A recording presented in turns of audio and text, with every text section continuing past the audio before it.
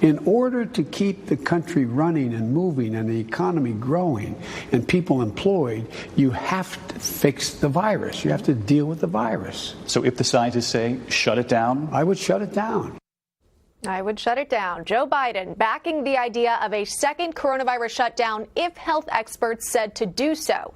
But is the left's commitment to lockdowns losing popularity among younger voters? Campus Reform spoke to a few, and here's what they had to say. Listen to this.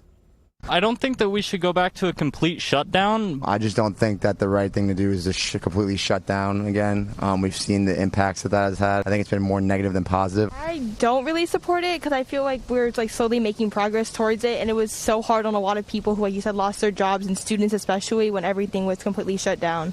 Kind of need it to stay open because I have to work, I got to pay for bills. Would you vote for a presidential candidate who wanted the entire country to shut down? Absolutely not. I would not. No, it's an ignorant position to take. Would you support a candidate for president who wanted to do that? Not really, because people need to work, and if you shut down everything, people may still lose their jobs.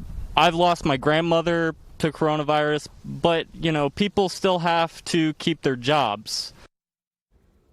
Joining us now is Eduardo Neret. He's the reporter in that video. And hey, Eduardo, if you don't mind, break down what those conversations were like and what you really learned from young voters and what they think about the possibility of a second shutdown. Seems like they weren't so happy about it. They're not. You heard the students. They don't want another shutdown. And I've talked to dozens of students just like this throughout the pandemic for the Leadership Institute's Campus Reform. And I've tracked their opinions and how they've changed over time. So in the beginning, a lot of students were willing to have their semesters, their lives shut down for the short time frame to see how the virus progressed. But now, just as campuses are starting to reopen to some degree, just as cities and states are starting to reopen, I wanted to ask these students, would they support a presidential candidate after Biden's comments who wanted to do this? And a lot of them said, obviously, they would not. They talked about things like their own employment, their family's employment, their ability now just to get back on a campus. So the prospect to them of going back to how we were just a few weeks ago, it doesn't seem something that they're interested in. And this is a huge issue to younger voters and college students. It's not just the ones that I talked to, but a recent poll by College Pulse found that this was the most important political issue to college students right now, the coronavirus and the pandemic. So, for Biden to go out and say this is going to be discouraging to a lot of his voters. This could hurt some of his support out there among younger millennial and Gen Z voters. Yeah, well, if you were to go back to a shutdown, that would mean those campuses would shut down as well, and you wouldn't have students give them the opportunity to be back on campus. Of course, something that we've talked about before that's so important to them as well. And I see that you were on campus. Looked like some kids were at least back. What are they saying to you? Are they looking forward to this upcoming school year?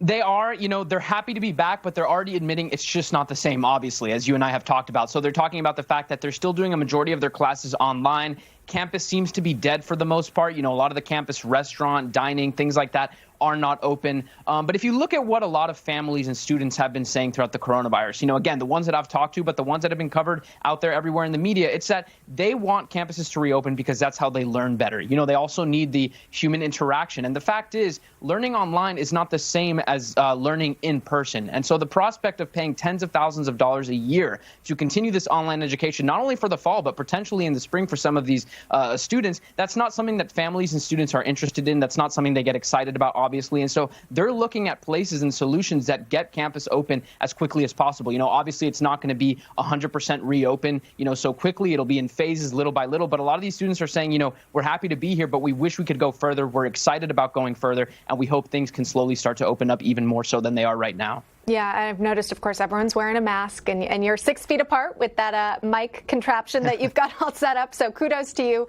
for doing it safely. We appreciate that.